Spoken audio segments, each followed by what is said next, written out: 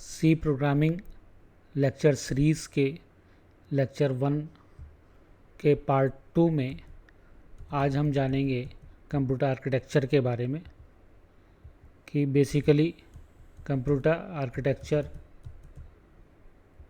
क्या है।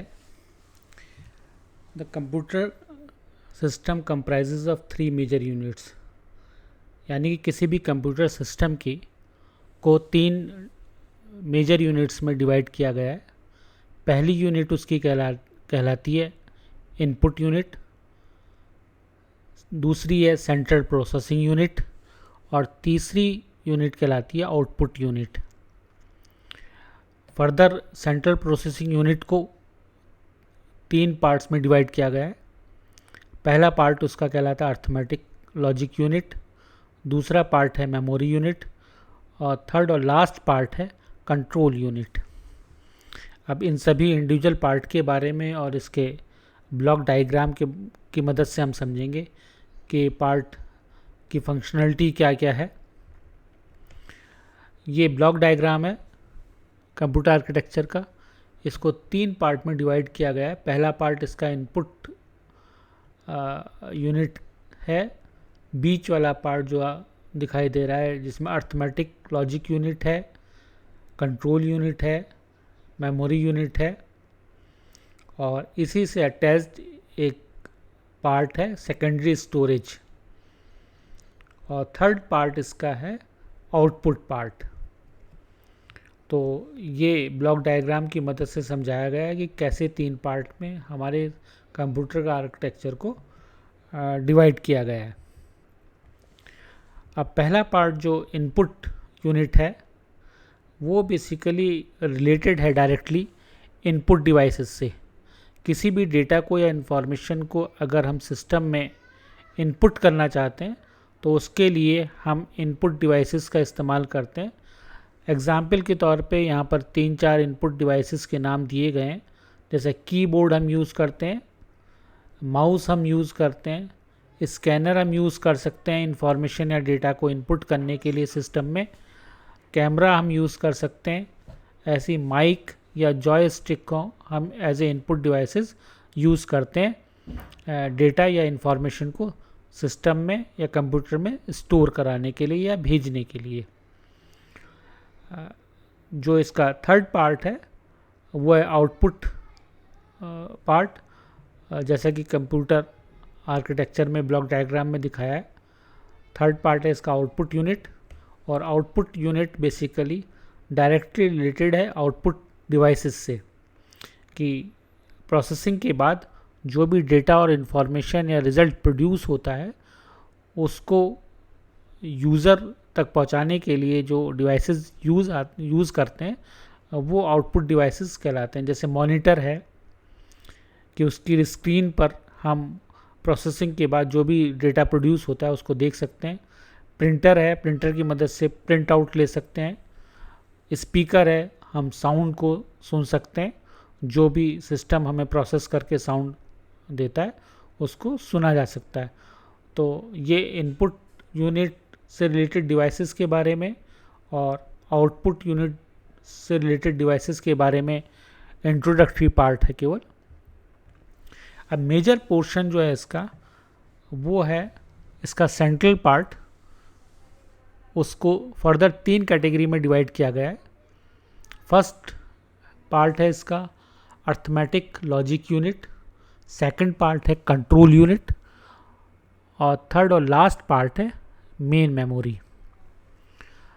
जैसा कि नाम ही पहले पार्ट का बता रहा है arithmetic and logic unit, it is basically responsible to perform arithmetic and logic operations.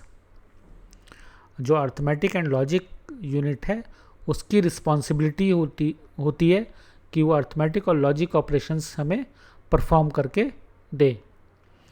Second part है कंट्रोल यूनिट, कि ये सबसे ज़्यादा इम्पॉर्टेंट पार्ट होता है।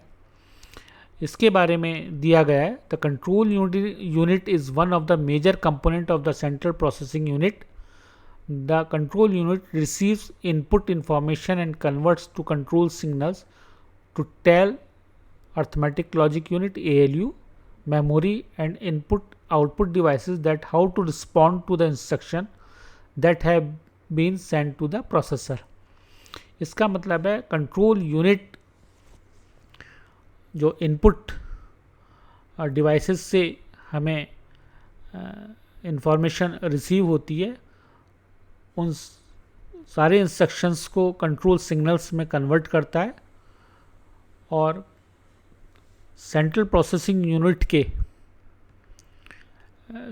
या सेंट्रल प्रोसेसिंग यूनिट से अटैच किस पार्ट को क्या ऑपरेशन परफॉर्म करता है, ये डिसाइड करने की रिस्पॉन्सिबिलिटी हमारे कंट्रोल यूनिट की होती है. कंट्रोल यूनिट इनपुट इंफॉर्मेशन को कंट्रोल सिग्नल में कन्वर्ट करके ALU, मेमोरी और इनपुट आउटपुट डिवाइसेस को देता है और उनको कैसे उन इंस्ट्रक्शंस के अगेंस्ट रिस्पॉन्ड करना है ये बताता है, या क्या ऑपरेशंस उनको परफॉर्म करने हैं.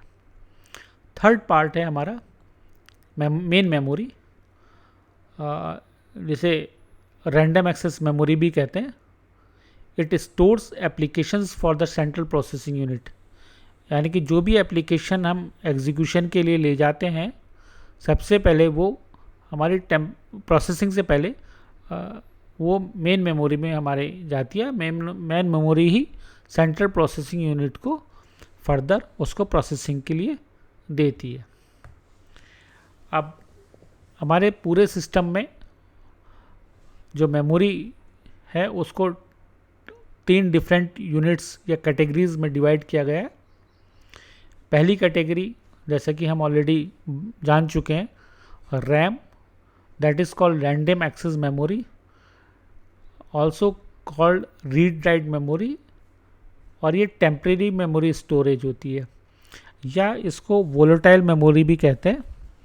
वोलेटाइल मेमोरी कहने का रीज़न इसके पीछे ये है कि जो भी इंफॉर्मेशन या डेटा ये अपने पास स्टोर करके रखता है, उस इंफॉर्मेशन या डेटा स्टोर करने के लिए इसे पावर बैकअप की ज़रूरत होती है, कि जब तक इसको पावर बैकअप या पावर सप्लाई मिलती रहेगी तब तक ये उस इंफॉर्मेशन को रिटेन करके रख सकता है. रैम हमारा जो सिस्टम में होता है, और जैसे ही हमारा पावर में इंटरप्शन आता है या पावर ऑफ होती है, तो वो जो डेटा इसने रिटेन किया हुआ होता है वो लॉस्ट हो जाता है. इसीलिए इसको वोलेटाइल मेमोरी भी कहा जाता है.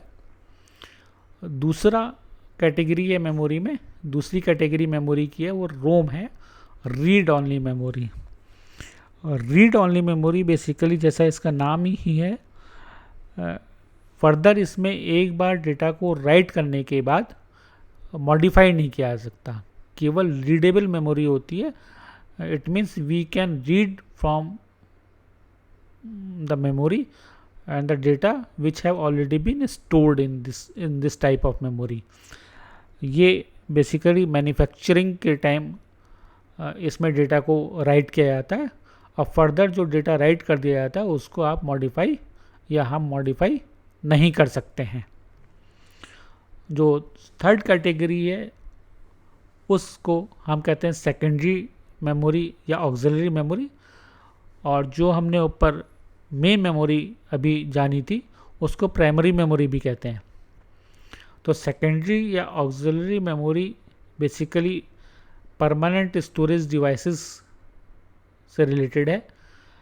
जो भी इंफॉर्मेशन हम अपने सिस्टम पे परमानेंटली स्टोर करके रखना चाहते हैं उसके लिए हम सेकेंडरी मेमोरी स्टोरेज डिवाइसेस या ऑक्सिलरी मेमोरी स्टोरेज डिवाइसेस का इस्तेमाल करते हैं. और ये नॉन वोलेटाइल मेमोरी भी कही जाती है. और नॉन वोलेटाइल मेमोरी कहने का मकसद या मीनिंग ये है कि इसकी डिपेंडेंसी पावर सप्लाई के इंटरप्शन पे नहीं है. जो इंफॉर्मेशन इसमें आप एक बार स्टोर कर देते हैं, जब तक उस इंफॉर्मेशन को आप रिटेन करके रखना चाहते हैं तब तक उस इंफॉर्मेशन या डेटा को आप रिटेन करके रख सकते हैं परमानेंटली. अगर बाय द वे आपका पावर सप्लाई इंटरप्ट भी होती है तो आपका जो स्टोर डेटा है वो आपका लॉस्ट नहीं होता है, इसीलिए इसे नॉन वॉलेटाइल मेमोरी कहते हैं। तो इस लेक्चर में इतना ही था। Thank you very much for watching.